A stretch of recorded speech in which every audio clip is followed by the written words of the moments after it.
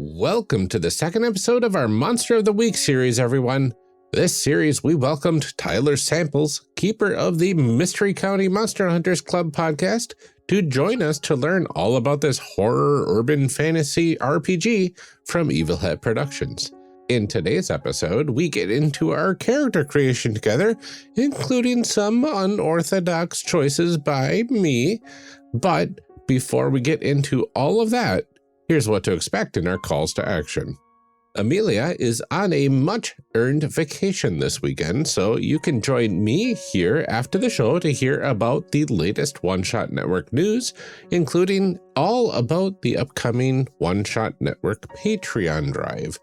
We'll also have information about a new show from friends of the network, Athraplay, information about our Patreon, patron thank yous, and a social call to action. With all of that out of the way, enjoy the show, everyone.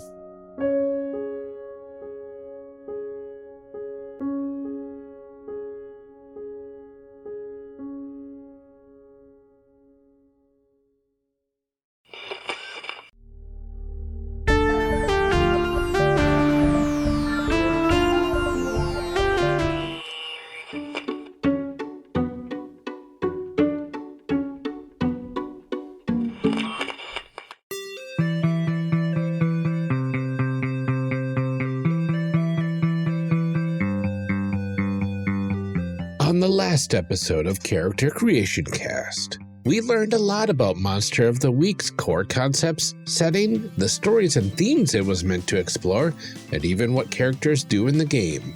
We still have a bit to learn before getting into character creation with Tyler Samples, so we are going to pick up right where we left off last time.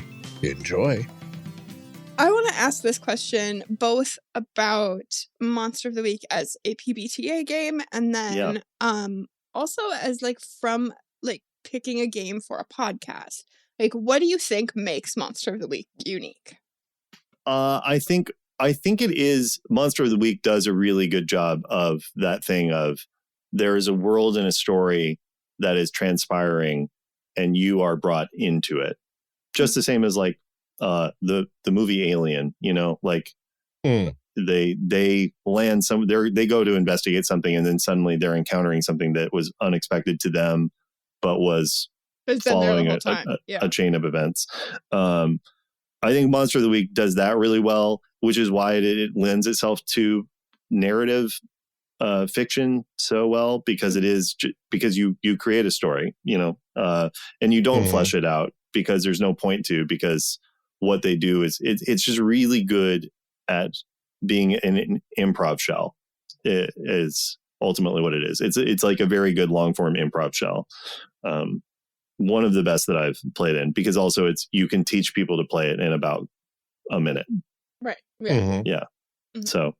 So it's very useful for that. Yeah. I think that's why there are so many PbtA podcasts, honestly. 100%. It's super easy to learn for players. It's super easy for listeners to understand what's going on without having rules to follow along with. It's pretty it's pretty simple. You just kind of hop on, you do it. Even the character creation of the playbooks is check a box, pick thing. Exactly. As a player, PbtA excels at jump in and do. Right. Exactly. A lot more of the heavy lifting and heavy mind work ends up being on the GM of the game, because you have to run it. You're not able to do anything you want. Right. Mm-mm. You're bound by specific GM rules that you can only use during certain times. So you have to kind of know those intricacies. Mm-hmm. But as a player, 100%, super easy to just it's a very easy intro system for a player. I don't think it's an easy intro system for GMs. No, you can fudge it a bit, but you can. Yeah, and eventually you can one I was lucky enough that I've run games for a long time and am an improviser, so I have a good sense of narrative. And so ultimately all of the GM keeper rules really are just rules about how to maintain narrative flow and narrative tension. And so once you have that internalized, you can, I don't really pay attention to the soft move, hard move stuff because it's a flowchart I don't need. Right. If I did need it, it would be very useful. Yeah. I think I think the one thing with like the soft move heart, like the structure that they have, it creates a lot of micro down moments where you have to assess and decide. So it's harder to be reactive in flow as the keeper, as opposed to it's very, as you guys said, it's incredibly easy to be reactive in flow as the player. Yeah. Like, all you do is just react. There's very little like, ooh, what do I do next? With as a player on it. As a keeper, there's a lot more of the like, ooh, like, is this too much? Is this not enough? What would be best? Yeah. Is it like there? It is pretty easy to. It would be pretty easy to get into decision paralysis. Right. Yeah. As a keeper, is this triggering this move or this other move? Yeah. Like, yeah. Well, I think that's, I think knowing how to do some of that like improv on the go GMing that PbtA requires is a learned skill. 100%.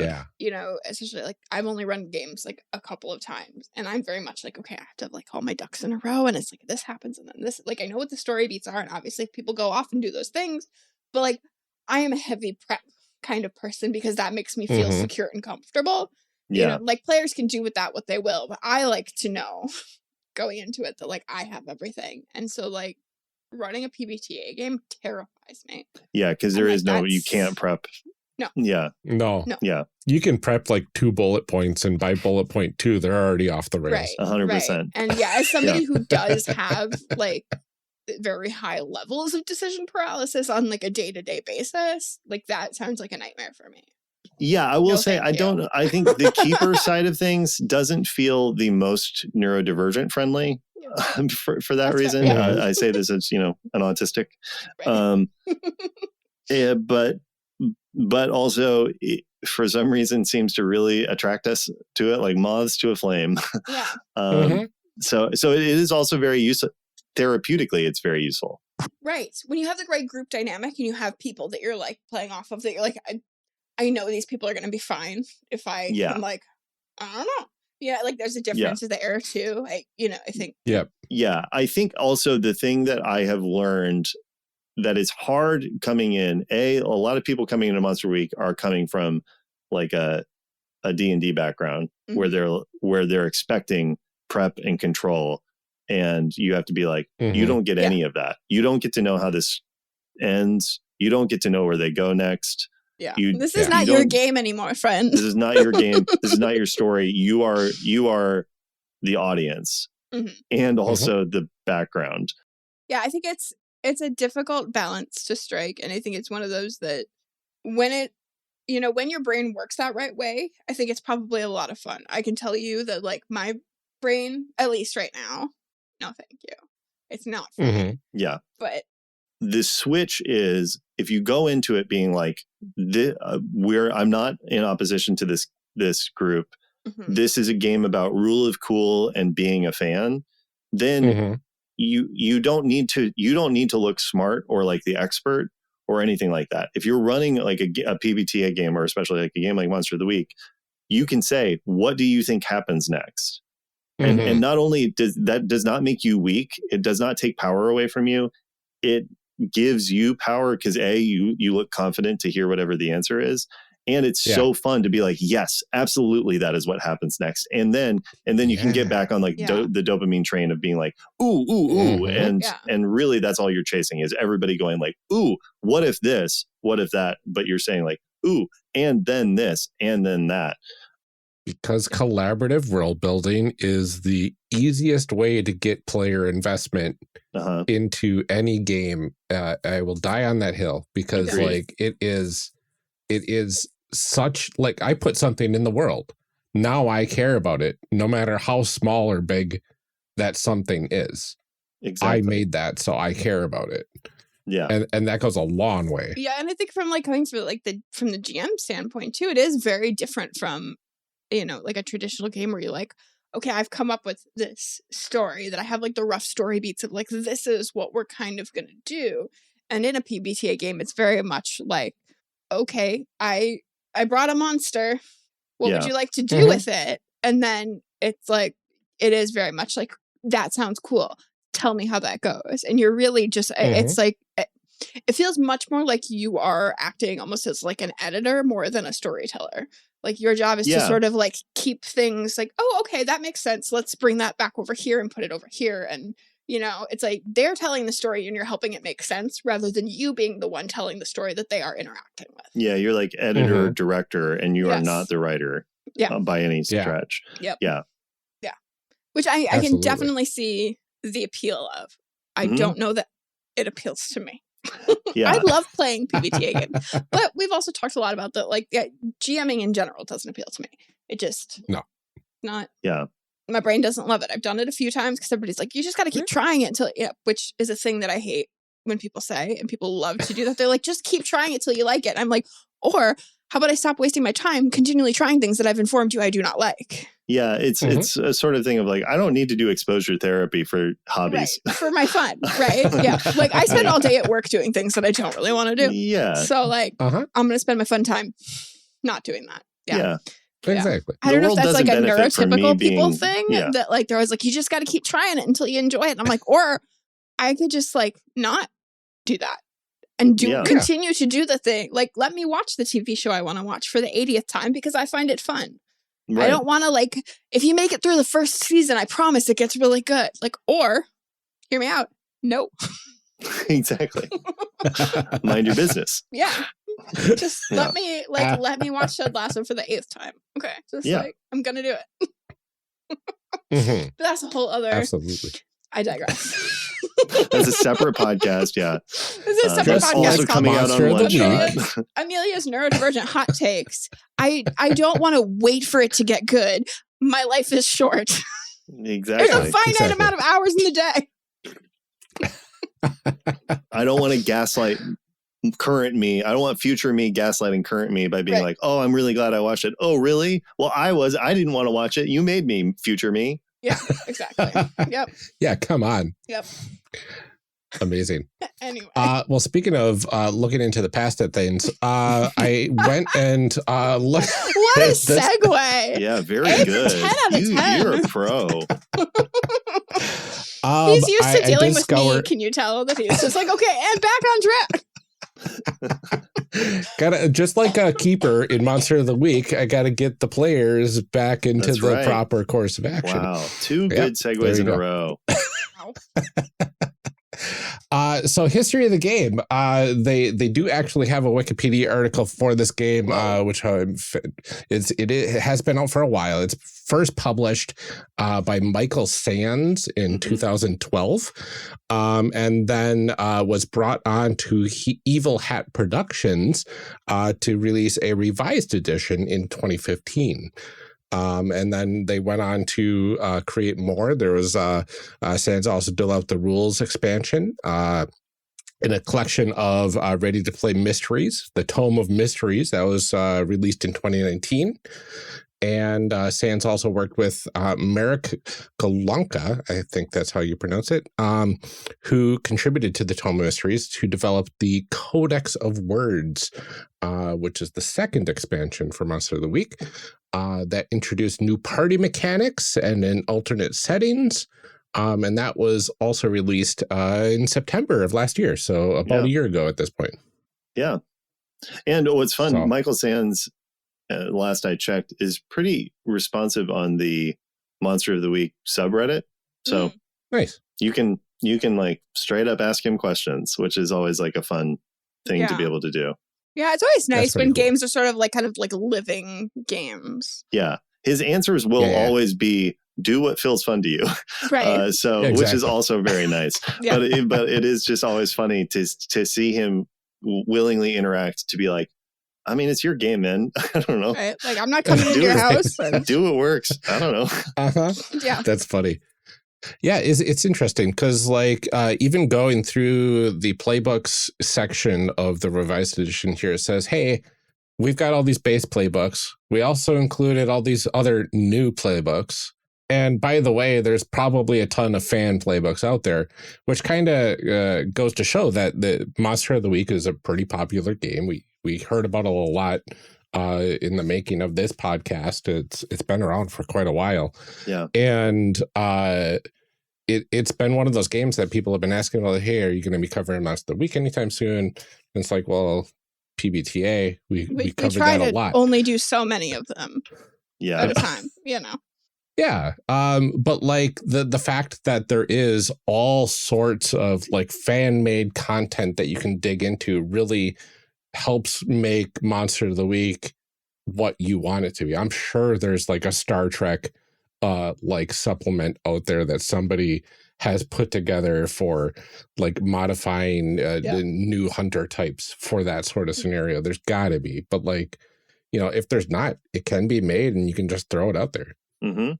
It's very easy. Yeah. Like at this point, at least 2 of our players are using playbooks that we made ourselves, which is very fun because you get to, like, Alan, who I believe also was on the Chimera Patreon exclusive. Alan created a character that is the bureaucrat. And so all of his character moves are invoking and dealing with department bureaucracy.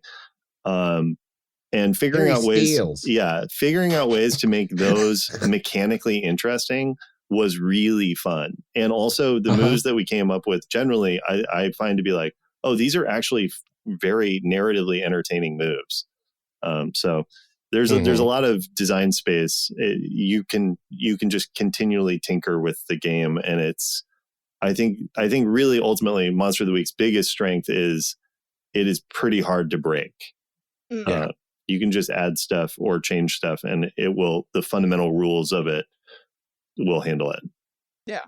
All right. Last thing before we jump into our character creation. Yes. We've done lots of PbtA games on this show, so I don't know how much there is for people to know, but do you feel like there are any like terms or concepts people need to know to be able to follow along with character creation?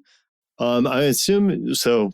Just to do this for the person who's listening to all of this for the very first time, stats just means your statistics, the things you're good at and bad at.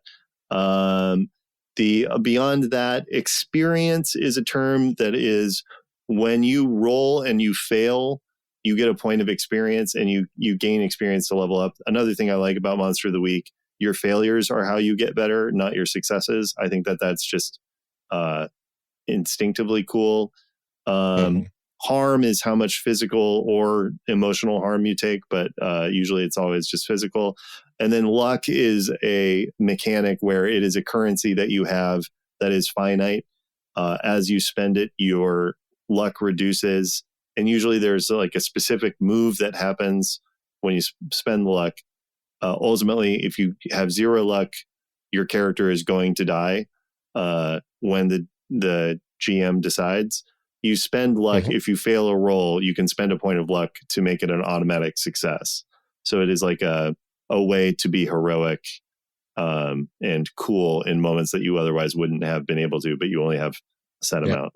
Other than that, the stats really are kind of self-explanatory as we go through. I don't think you need anything else other than that.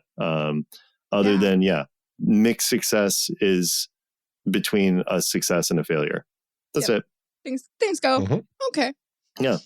Go. I think luck is definitely the thing that's the most weird about the Monster Week character creation, because it doesn't come to effect for character creation, but it's important to know like how your character can get that extra oomph, and the fact that it's never replenishable. Like you get set amount of points.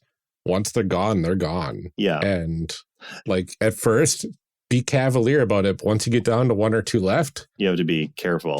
That's a big decision. That's the one other thing to know, both in character creation and like game creation. Like if you were going to play this and you're not playing it on a podcast for 4 years, characters are not intended to live long. Like you're intended to cycle through characters. So like they don't want you to save your luck forever. They want you spending your luck as it makes sense narratively, and then go through it, which can lead to like a lot of to hitting a point where you're like, oh, everybody in this group is the second or third character in this group. So why are they all It's instead of why are you still together? It's like some other dog. Right? This is Jerry. Yeah. Well, they brought Jerry would be a Scrappy great to name for a replace. dog. Oh, it would be. Yeah. So that can be like a narrative constraint that can be a little bit weird to go into when you're doing character creation, because you get immediately invested and you have to be like, in that respect, it's more like an OSR, where it is like, this is a little bit grittier. These characters are not precious, and that's the point. Yeah. But yeah. Other than that, no, I think we're good to go. All right. Awesome. Very cool. Well, if we're all set, shall we make some people? Let's do it. All right. Well, let's make some people. Let's make some characters. Let's make some people. What do we have to do first, Tyler? Okay, so first thing is first, what you need to do is pick your playbook. And really that's like 9/10 of what you're going to be doing. Yep. There are a series of different playbooks. As you pointed out earlier, Ryan, there are so many additional playbooks that people have made. If you look up Monster of the Week playbook on your, I almost said your Google searcher of choice, your search engine of choice. Jeez, that is how we know it is an antitrust situation. Yeah. If you look up, you can find so many. Some of them are really great and well balanced, and some of them are an utter crapshoot. But either way, the initial game has a selection that you can pick from that I would say cover most of your bases. If you're playing for the first time, play with one of the initial playbooks, and then look for something else if you just aren't getting your itch scratched. So and forgive, because I have version 1 of Monster of the Week is the book that I have saved on my computer. So forgive if anything is slightly out of date from version 2, but I don't believe so from what I'm seeing. If you want, you can go to the drive link in the outline. Goes to the revised edition. Okay. I think from what I'm seeing so far, these are the same. So yeah. Okay. I could also just go grab the physical copy, but you know what? Right. You know what? Also, you could just do it based on vibes, and we'll tell you if you're wrong.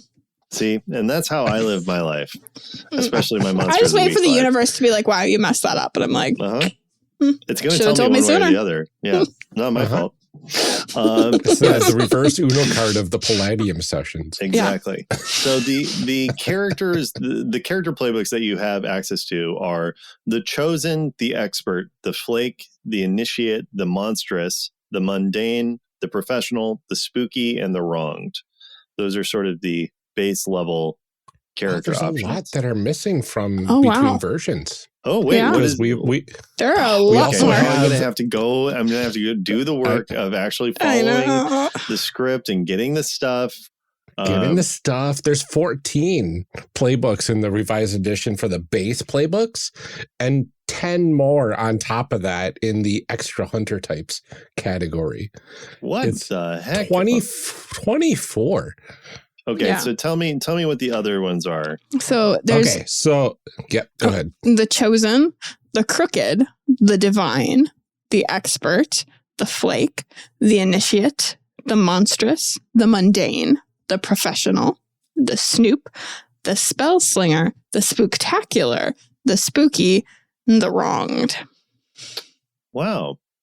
You know those are the base types, and the extra types are the Action Scientist, the Big Game Hunter, the Constructed, the Exile, the Hard Case, the Luchador, the Mad Scientist, the Meddling Kid, the Sidekick, and the Summoned.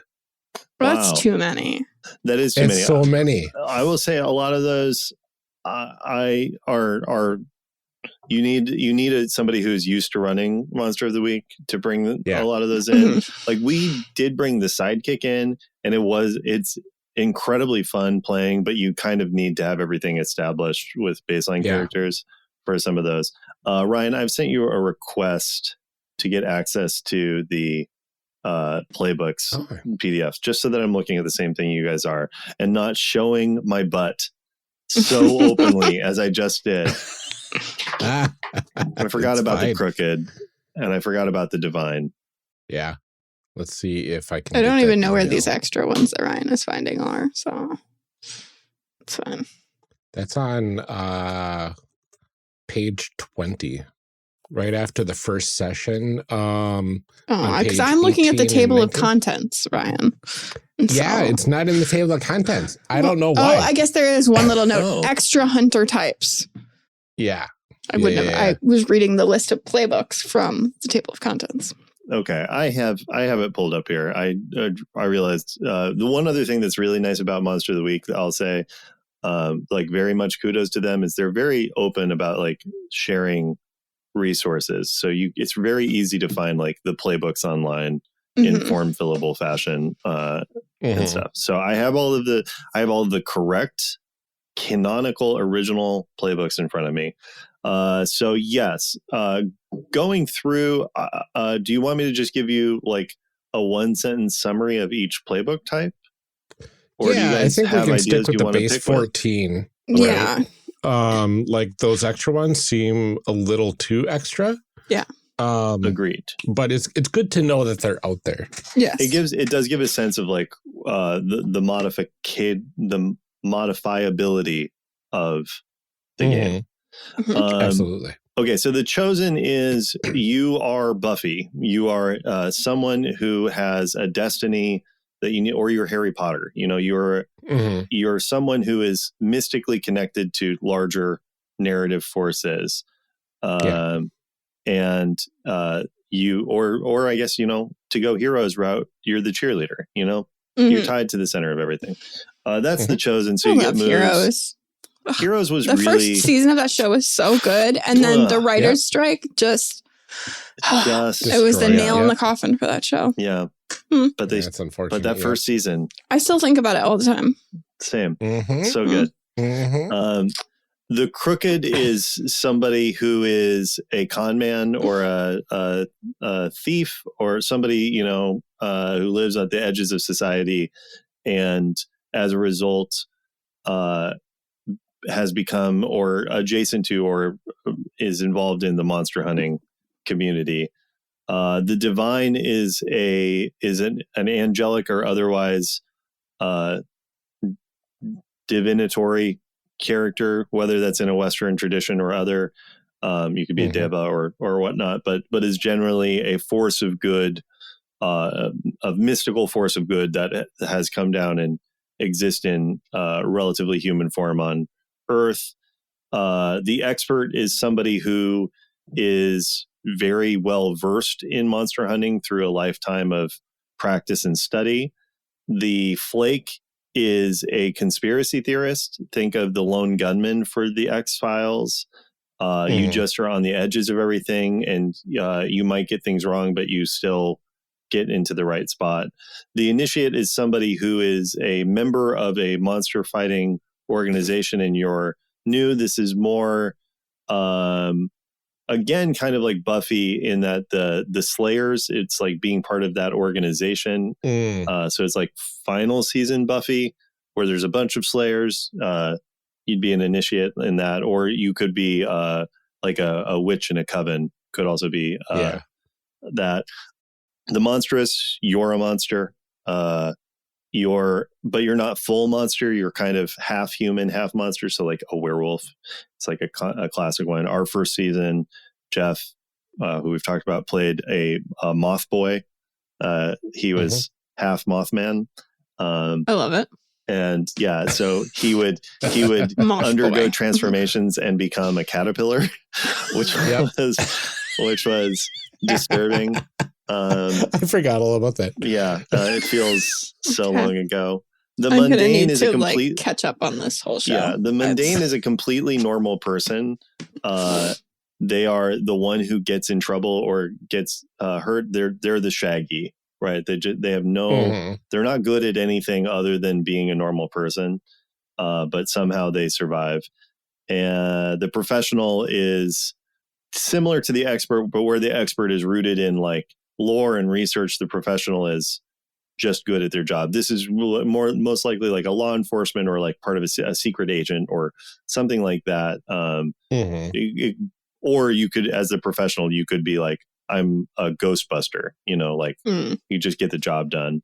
Feels like like Warehouse 13. Is that what it was? Yeah, Warehouse 13 would like, I think they were Secret Service technically, but yes. But yeah, gosh, that's another great show. That was a good show too. We're just going through like the sci-fi ranks. Yeah. Spell Slinger is someone who does offensive magic, a lot of fireballs and things like that. The Spooky is someone who is like a Wednesday Addams type, or like any one of those characters where it's like there's something inside of me that I can't fully control.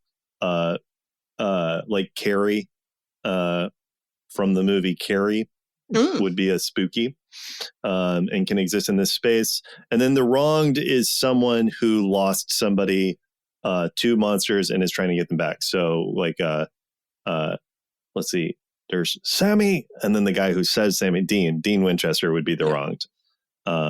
Those are our basic types. Are any of those appealing to y'all? I honestly... You want to be a luchador? No. I didn't mean to say that loudly. No, I kind of like the Crooked, actually. I love the idea of just like being a snake oil salesman. Yeah. Okay, great. All right. So Amelia, which is, I know, not my usual thing, but I'm gonna... That is a good one. Yep. What are you thinking, Tyler? What for me as a character? Yeah. I didn't even know that was an option. Okay, great. Yeah, you're making characters too. Yeah. So you don't get to come here and like not do the work. Yeah. Great. Darn it. I think, let's see. I wonder, I'm trying to look through to see what we haven't used in my game. I guess. I know I haven't heard any of the Snoop, the Spooktacular. I think you might have touched on the Spooky, but I don't know if anybody had officially the Spooky playbook. Yeah, we've only had bits and pieces of it. I think I'm going to, because I'm curious, because it is so far out of the ken of what we play with, I will do the professional. Ooh. Oh. Yeah. And interesting. Explore that. Gosh, I'm between a few. I have a we're all surprised. In mind. I know. The indecisive one. The one of them that I thought was on the playbook sheet that it's interesting because I got this like group of playbook sheets. Yeah, the document has like stuff in it that isn't in that list. Exactly. So like there's the gumshoe. Yep. Okay, we've got these are the playbook expanded sheets for the gumshoe. Yes. Okay. We've got the hex. So the gumshoe's like the investigative type, right? Yeah. These might be from the Tome of Mysteries edition. Could be. Yeah. Which is valid, and these are all good. So yeah, there's the gumshoe. Yeah, is like a detective, or like a kid detective. Like it is like a Hardy Boys style, like person tracking things down. The hex is similar to the Spooky, but a little more like Dark Willow. To do another Buffy reference. What are the other ones there? There's the Pararomantic, I believe. Yep, the Pararomantic. The Pararomantic is somebody who... The Pararomantic is Bella from Twilight. It's somebody who is intimately tied to the supernatural world just through the power of hot, steamy love. Yeah. For like glitter. The Searcher. They got Searcher's another one. Yeah. And the Searcher is somebody who is essentially Fox Mulder. It's somebody who believes in something beyond and is looking for it. And I believe it's usually tied to like a specific thing you're searching for. And you're sort of encountering the supernatural world with your specific goal in mind, like, looking for your sister. That's interesting. Okay. I think with all of that in mind, I'm going to go with the gumshoe. Great. I love it. Okay. Let me pull it up so that I have it. Okay. Yeah. I have these. I got these too. All right. Yeah. So the gumshoe, you just, it's very fun. I like the gumshoe a lot. It's a new one to me. So I'm still getting used to it. Okay, so what we do next for creating our characters, I'm going to be the professional. That's right. Is you pick your stats. The one thing that's always weird about this game is when you look at your playbooks, you have page 1 and it's all the stuff you will use. But for character creation, you go to page 2. Yeah. So that's where like the initial stuff happens. So first thing you do is you pick your name, and then you are going to go from there to fill out with like pronouns and looks and things like that. So first things first, I think, is everybody deciding what their names are. Oh boy, names. Okay. Baby look. That's all smart. Right. I'm going off the rails a little with my design because I've always wanted to do this for this game. So okay. I love it. For Mystery County, especially our first season, for NPCs, because I'm very bad at coming up with names on the spot, I just saved a link to the phone book for a town in the Upper Peninsula, and so I would just use. Oh my God, I would just smart. Take somebody's first name and somebody's last name, and then put them together because I didn't want to I did accidentally dox a real person. But I was like, this way I know that it is accurate. Regionally accurate. Yeah. Let's see what. Okay, we ready to reveal our names? Oh no! I almost have a name. Okay. You decide what vibe I want. Okay, I've got it. What's your name, Ryan? I am Flapjack the cat. Oh my gosh! Wow, I love it. Are you a cat? I am a Muppet. Incredible. Okay, great. What did I miss? Literally nothing. How are you a Muppet? Piece. This is like that. I'm so lost. Movie from a couple of years ago with the Muppets in Human World. Yeah, the murder mystery one. Yeah, I'm so lost. Wait, why are you a Muppet? We had nothing established about the setting, and from what I understand about Monster of the Week, the setting is mostly established from your character selections. It's true. Yeah, which is one of the things that is really fun about Monster of the Week is coming in as the keeper.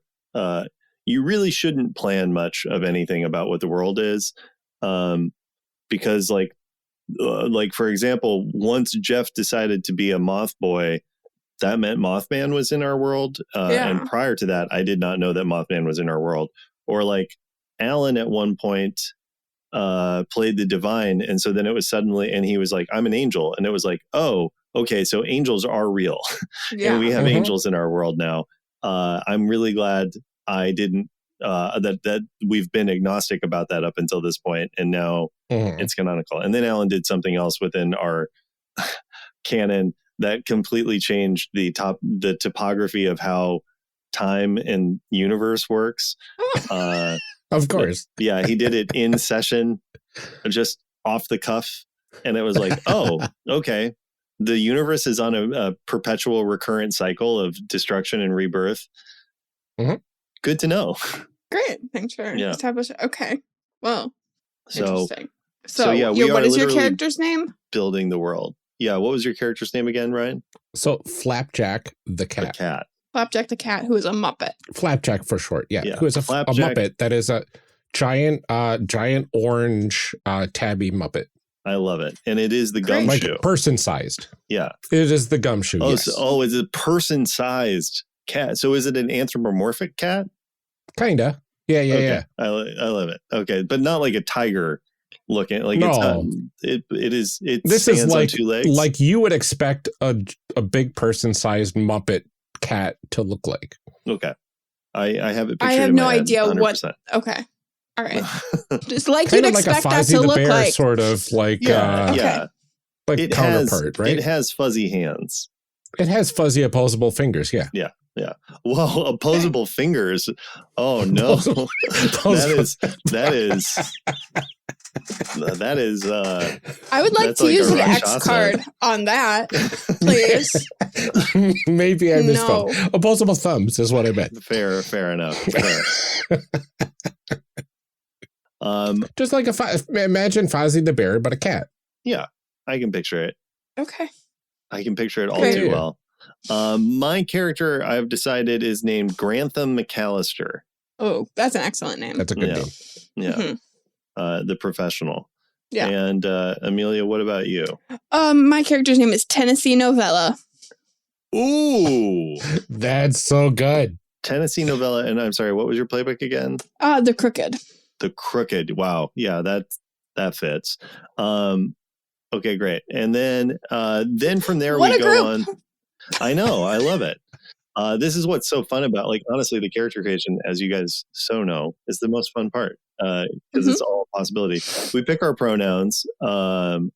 So I think Grantham McAllister is going to be a he, him. What is Flapjack?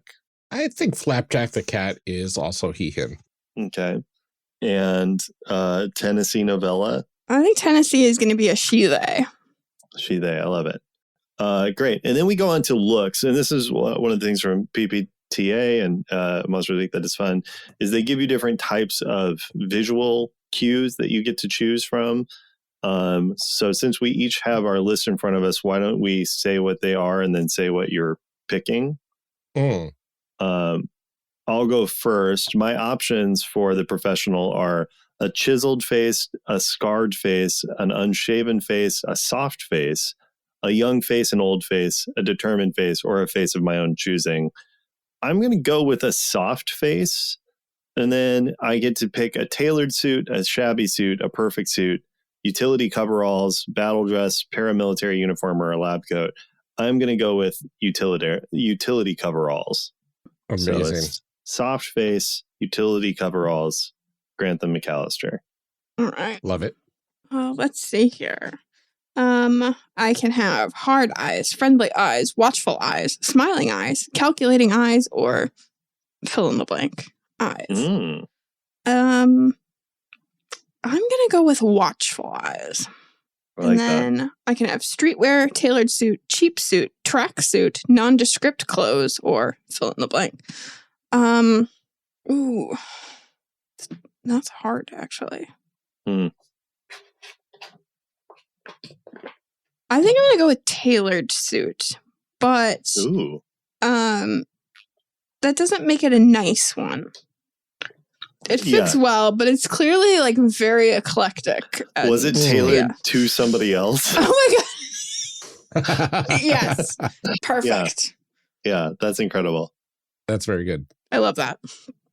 All right. And then for my gumshoe, I get the options of angelic face, unshaven face, handsomely devilish face, world weary face, sly face, streetwise face, quiet face, knowing face, watchful face, merry face, obvious ex-cop face, hunted face, or some other kind of face.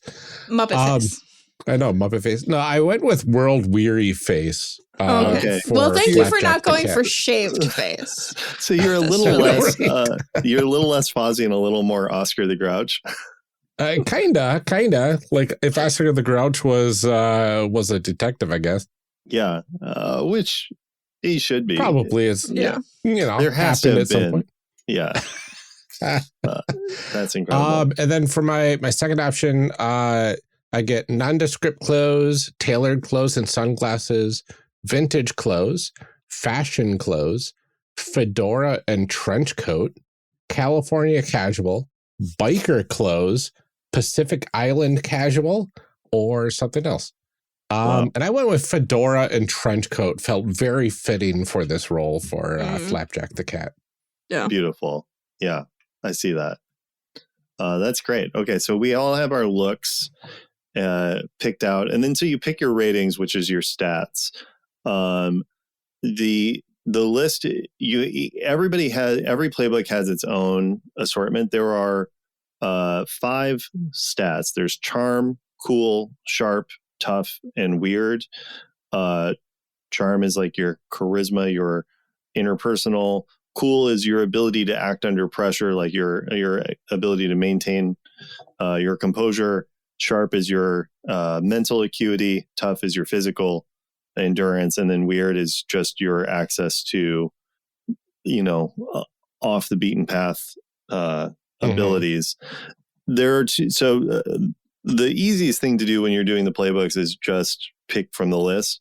For me, with my players and characters, I usually just say put a 2 in one stat, a 1 in 2 stats, a 0 in one stat, and a -1 in a stat, because the playbooks are geared around specific. Each playbook has is stat specific. Like the gumshoe is more likely to be focused around like sharp and maybe cool, and so like the ratings options kind of lean towards into that. With my players, because they're insane and it's a podcast and stuff, I actually find it just as interesting if they're very bad at the thing they're supposed to be very good at. So that is a thing one can do. But for this, I think since they're all written out for us already, we might as well just pick. Does anybody have theirs already selected? I do. Okay. I do as well.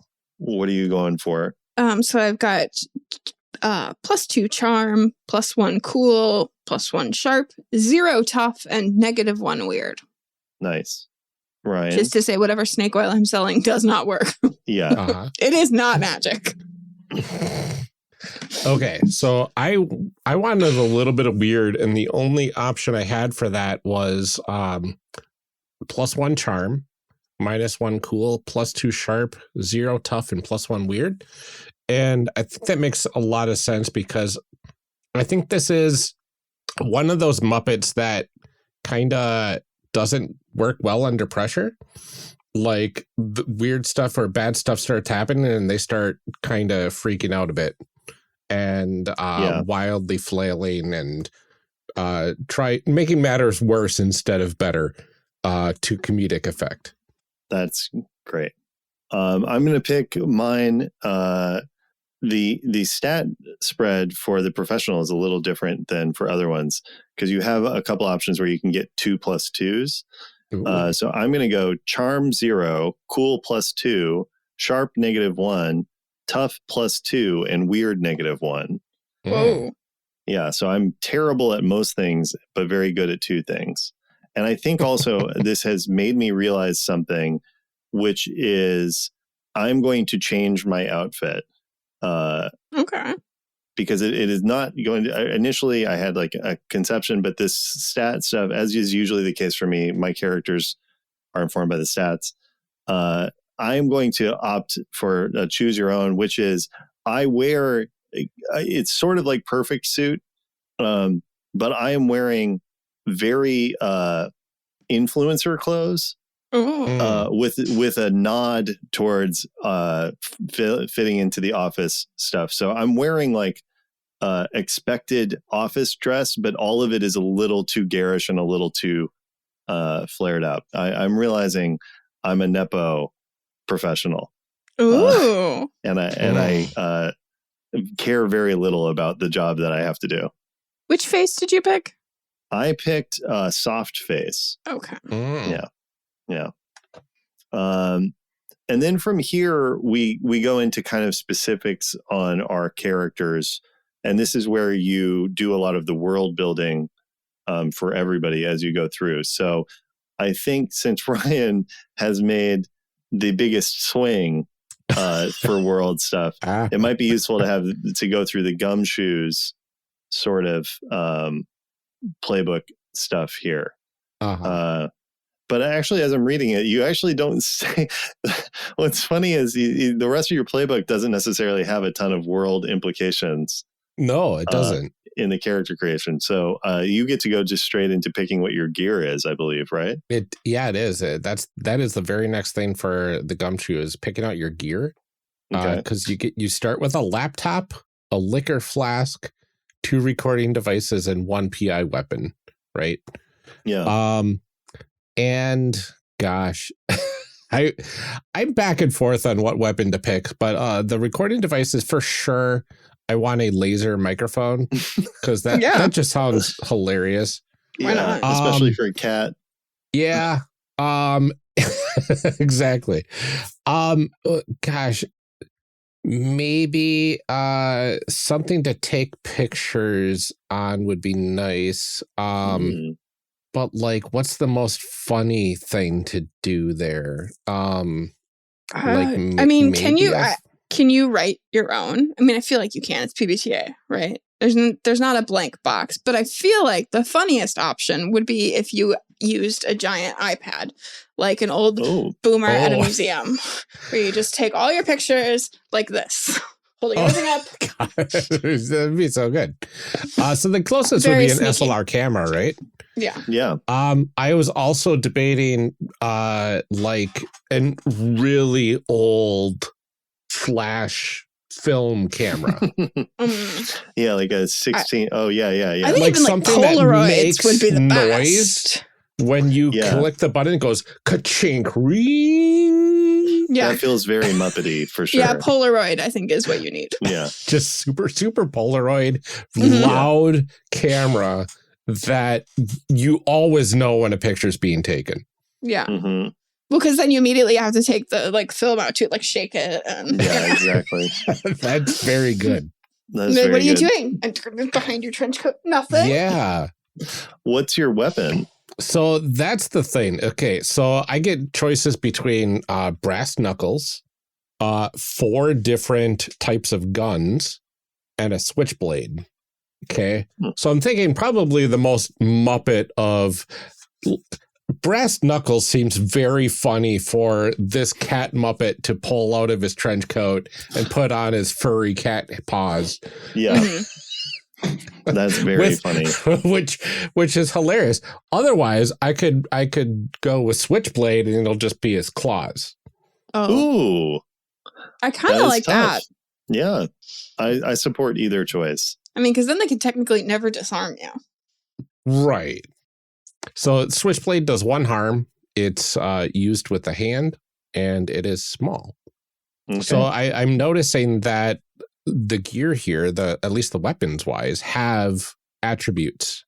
Yeah, there's tags and they tell you different things. It's mostly for the keeper's benefit to do it. And it is kind of what you might expect of so 1 harm is the amount of harm that it does. It does 1 harm. Hand means you're holding it.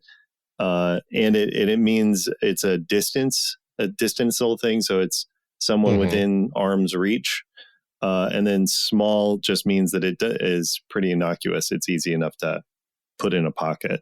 Yeah, I like that. So they have different things. Shotgun is messy.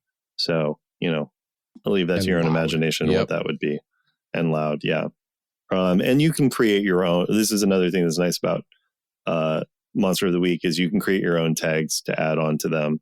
I think we had something where I added the tag acidic and that might have happened. Or one is barrier. We made one thing where if you use it, what it does is just make essentially a foam wall between you and someone else. Yeah. Okay. So you picked your weapons, your gear, and then you wait. That's it. Yep. That's it for your character. You're all set. I need. That's all I need. Amelia, you are the crooked. Yeah. So what's next on your playlist? Let's see here. I've got gear. Which it's a lot of guns, and I'm just, you have to pick 3 of them. I mean, I want a baseball bat. Personally, that's fun. I think a baseball bat. I think I want a big knife. Mm. You know what? And then we're just gonna go shotgun. Nice. Because I know what that is. You do. Yeah. Those 3 choices tell a lot about this character. I honestly, yeah. Yeah. Baseball bat, knife, and shotgun. Yep. Yeah. I would not want to encounter you. No. No. I'm picking very much stay off my lawn energy right now. Yeah. It's really the vibe. Which fits really well with the next part. So then as the crooked, you get to pick your heat. Yes. So yeah, go for that. So let's see here.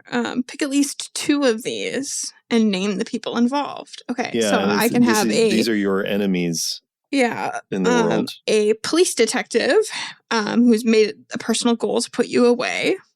A rival from your background who never misses a chance to screw you over. You pissed off a well-connected criminal, and they'll do whatever they can to destroy you. Someone with special powers, a person or monster who you took advantage of. Or an old partner you betrayed in the middle of a job. Oh, spicy. Wow. Yeah. Let's see here. I mean, I think a well-connected criminal is a good option. A good enemy to have. Yeah.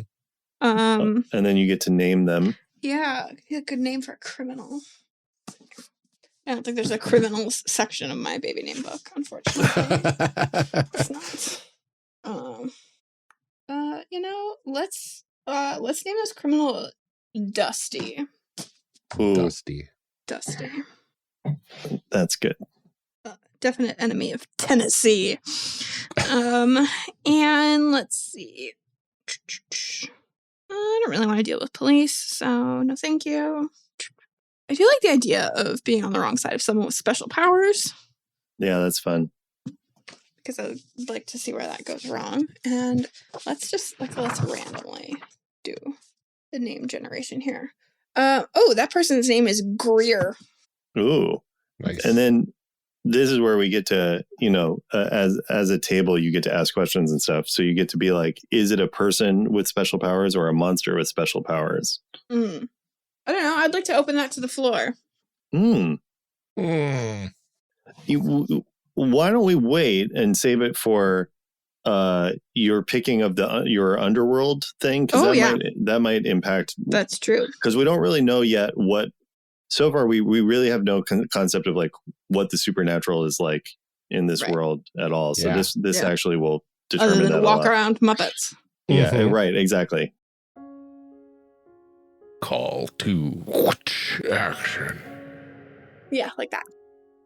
Well, I would like to formally say sorry, not sorry to our listeners. I know Amelia had been grappling intensely with the choices that happened in this series, but my goodness, it's certainly something that turned out, and I love every single second of it, and I am overjoyed that Tyler was able to roll with my nonsense for this series in particular.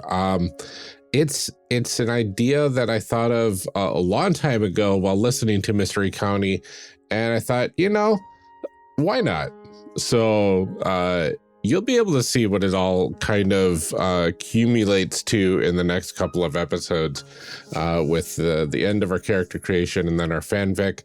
But let me know what you think of how things have kind of progressed in this series, because it is definitely normal stuff and then glaringly different stuff tossed in there with the creation of the Muppets. So that's all I have to say about that for now. It's a very malleable system, so do with it what you want. But before we let you go for the day, here is our calls to action. First up, we've had an exciting lead up to the network Patreon drive, also known as One Shot Oberfest. I think it's supposed to be said One Shot Toberfest, but it's funny either way. 4 new shows have been added to the lineup alongside 2 more brand new shows from a little earlier. Gamewoven, Roleplay Retcon, What Am I Rolling, and Herald's Horn all joined the network over the last month. And this is in addition to Starwhal's public feed going live and is now 5 episodes in of remastered audio, as well as the Ultimate RPG podcast with James D'Amato, doing some phenomenal world building and character creation with guests, including fantastic discussion. All of these shows will be listed in a new shows section in the outline for this episode, so please check them out if you have a chance. Coming up this week on October 15th, that's tomorrow when this episode releases, the One Shot Network is starting their annual Patreon drive. This event runs every day until October 30th to help raise funds for the network as a whole. This pays for things like equipment replacements for when our gear goes bad, hosting for all the shows, as well as paying performers and editors for the main one-shot shows like One Shot, Campaign Skyjacks, Starwhal, and more. With more funds, the network can do more things. For this event, you'll be able to see live stream stuff every day on the One Shot Twitch channel at twitch.tv/OneShotRPG. There will even be bonus content at the One Shot Patreon, including a Session 0 featuring both myself and Amelia creating a world and characters for Chimera with folks from other shows on the network. That and so much more can be found at patreon.com/OneShotPodcast.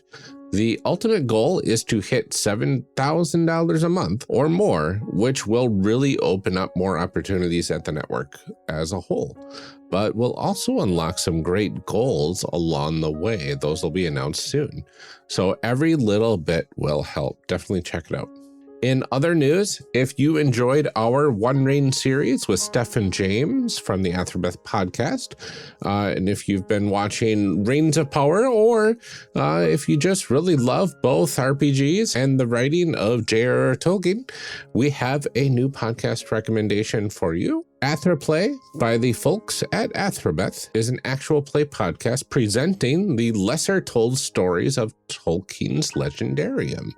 It can be found on Twitter and Instagram at Athraplay_cast and on the web at athrabaynetwork.com. And I did the dialogue editing for the first handful of episodes, and it is a remarkable story. You definitely want to check it out because it has a ton of Legendarium lore mixed in with actual play content, and it's really cool and well presented.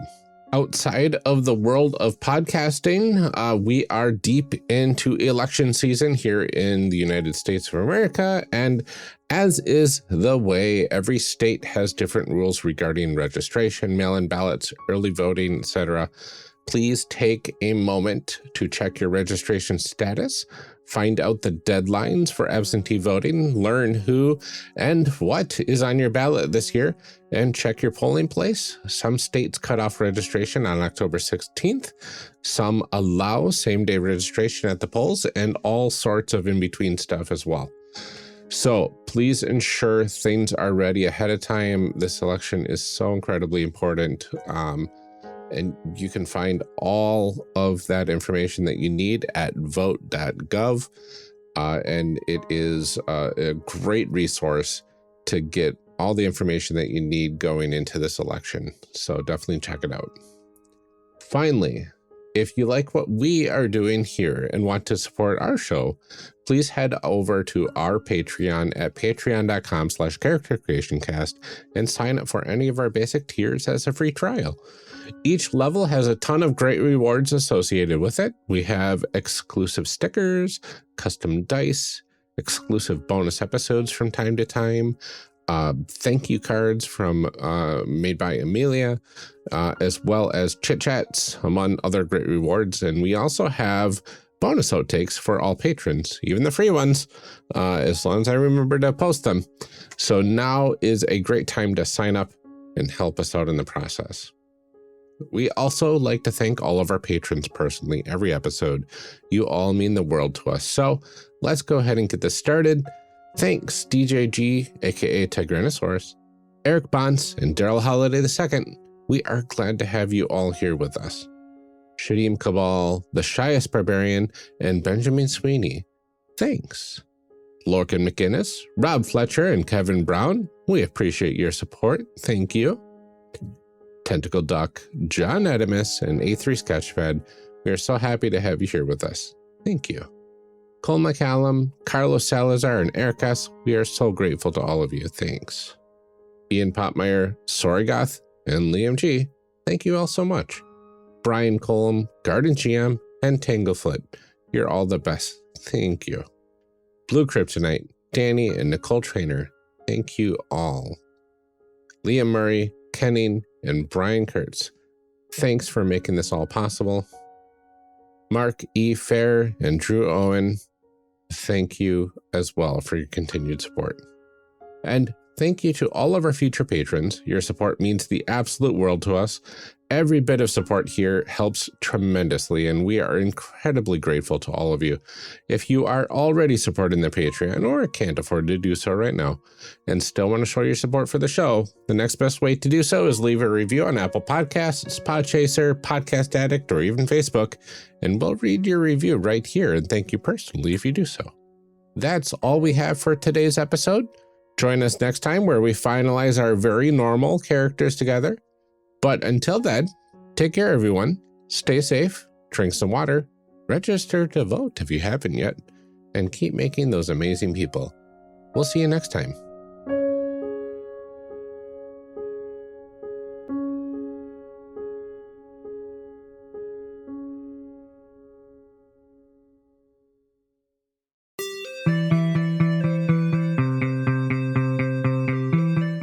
Thank you for joining us for part 2 of this character creation series. We'll be back in part 3, picking up right where we left off.